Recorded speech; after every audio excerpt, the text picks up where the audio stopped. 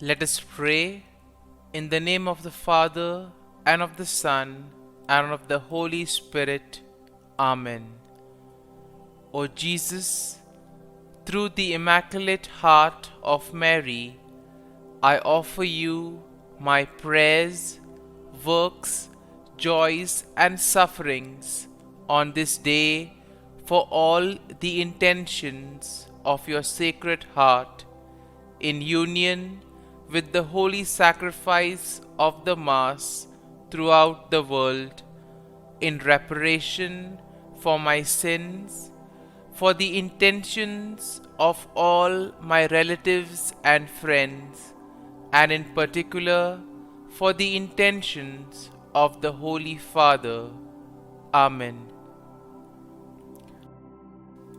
Here are the intentions of the Holy Father for the month of January. For educators, we pray that educators may be credible witnesses, teaching fraternity rather than competition, and helping the youngest and most vulnerable above all.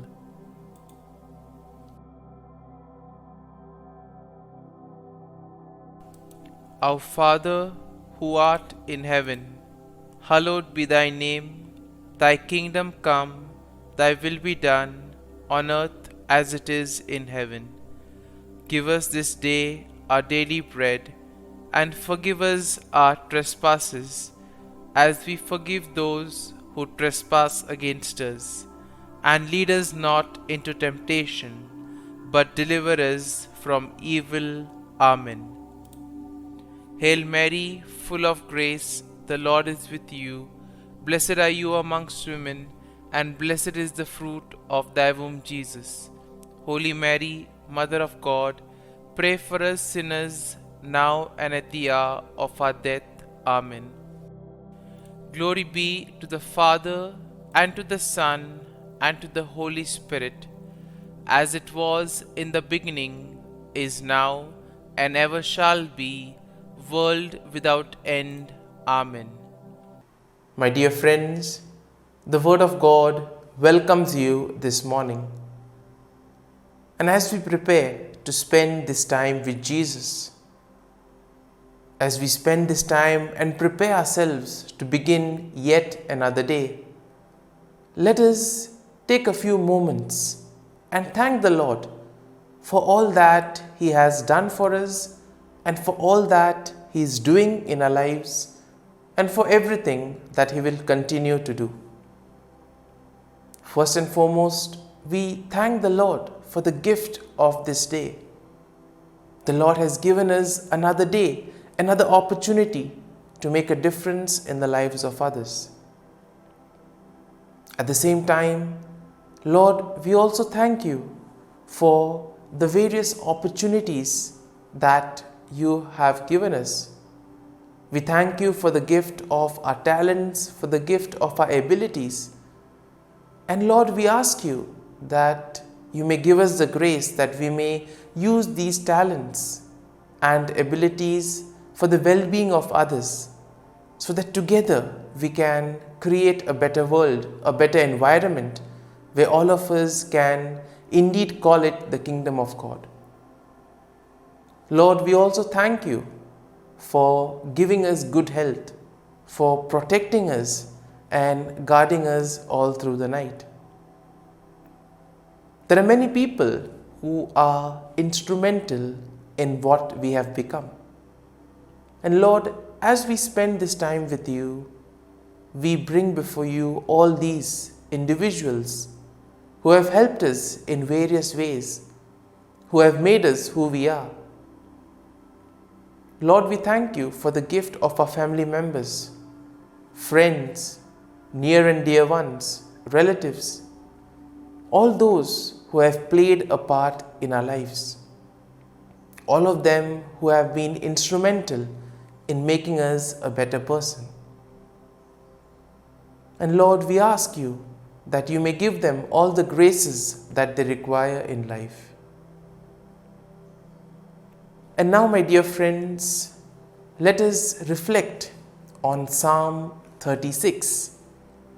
Now, when we look at Psalm 36, we see that it is a psalm of David, and it is a contemplation on the nature of God's love and grace.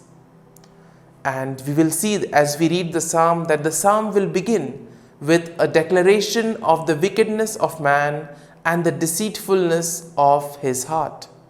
But then the psalm will quickly turn into a celebration of God's steadfast love and faithfulness. And therefore we see that as we continue reading the psalm in verse 5, David will say that God's steadfast love is better than life. And we see that this phrase is indeed an expression of the overwhelming nature of God's love. We see that God loves us unconditionally, and therefore He reaches out to us in various ways. But sometimes we ourselves may not be able to recognize His grace working in our lives. And therefore we see that this verse 5 is so deep and complete that it surpasses even the most basic human need. And therefore the psalm continues in verse 6 by saying that David, who will speak of the abundance of God's righteousness and faithfulness. And here we see that this will be contrasted with the wickedness of the ways of men. And verse 6 in a way will emphasize the stark contrast that is there between God's righteousness and man's unrighteousness. And in a way this will be a reminder for us that God's righteousness is the only true source of salvation and hope. Now, looking at the psalm from an overview, we'll see that in verse 9, David will declare that in your light we see light. And this is quite a powerful statement of faith. Why? Because it acknowledges that all true understanding and wisdom comes from God. In a way, it will also emphasize the importance of being in the presence of God, as it is only in this way that we are in the light of God and that we truly can see the light of truth.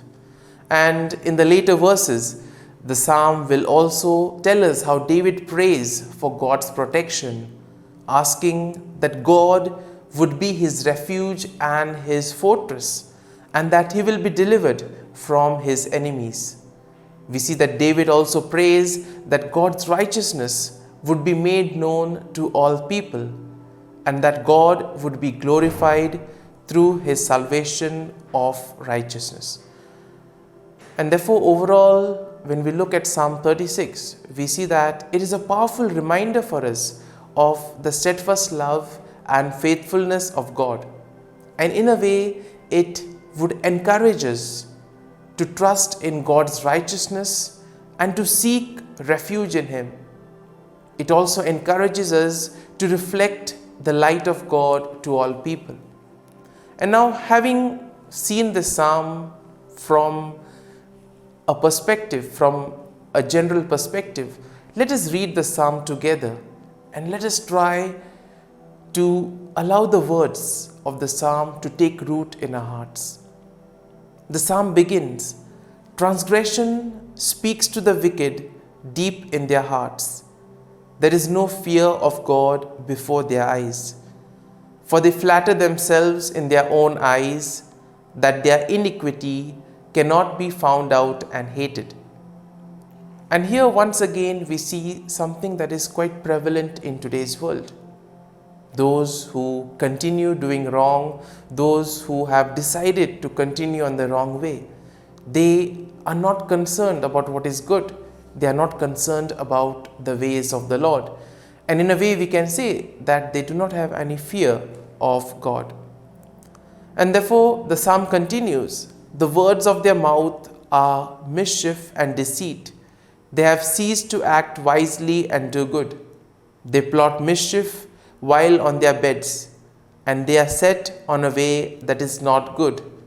They do not reject evil." And this is exactly what it means when we follow the ways of the world. We are in a way captured by the things of the world, and therefore that is the greed, the pride is something that leads us on. And this leads us to do one after another actions that are not desirable in the eyes of the Lord. Now in verse 5, we see that the psalm will tell us, "Your steadfast love, O Lord, extends to the heavens, your faithfulness to the clouds." And here we see that the love of the Lord is unconditional. The Lord loves us as we are, who we are, and for what we do. We do not have to do anything unnecessarily extraordinary. The Lord loves us who we are. We are all made in the image and likeness of God.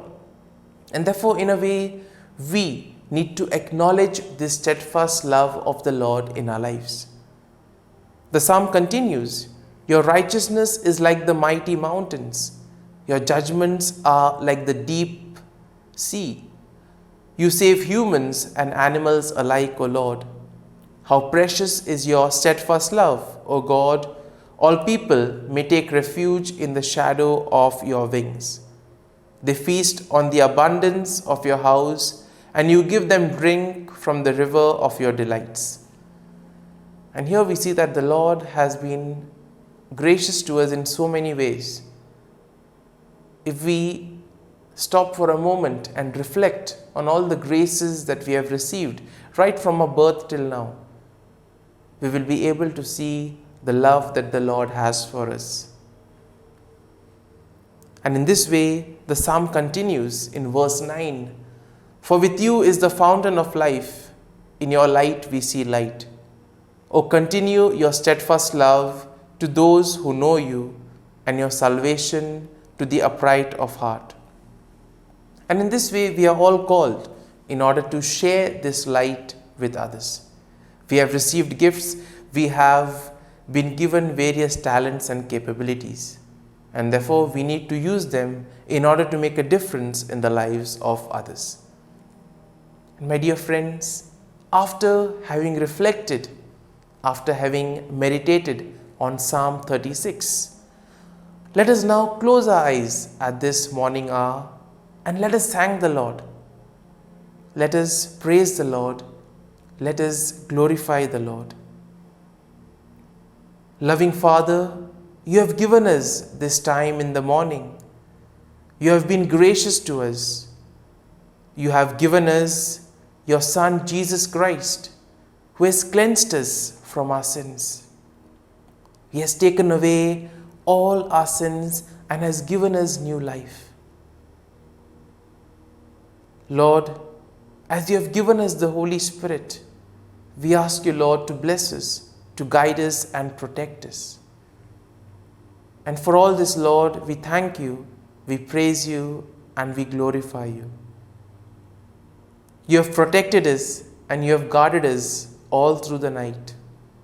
And Lord, you have given us this morning hour, this time to spend with you, this time to be energized with your presence and with your grace. For your great love and mercy, O Lord, we praise you, we thank you. You have been merciful to us, you have blessed us in so many ways. And therefore, Lord, we ask your protection in all the activities that we will do today. And now, let us spend a few moments in silence and let us allow the psalm to take root in us. Let us reflect on each word of the psalm that has touched us, and let us see how we can apply this to our lives so that we too may be able to spread the light of the Lord to others, that we too may experience the steadfast love of the Lord in our lives.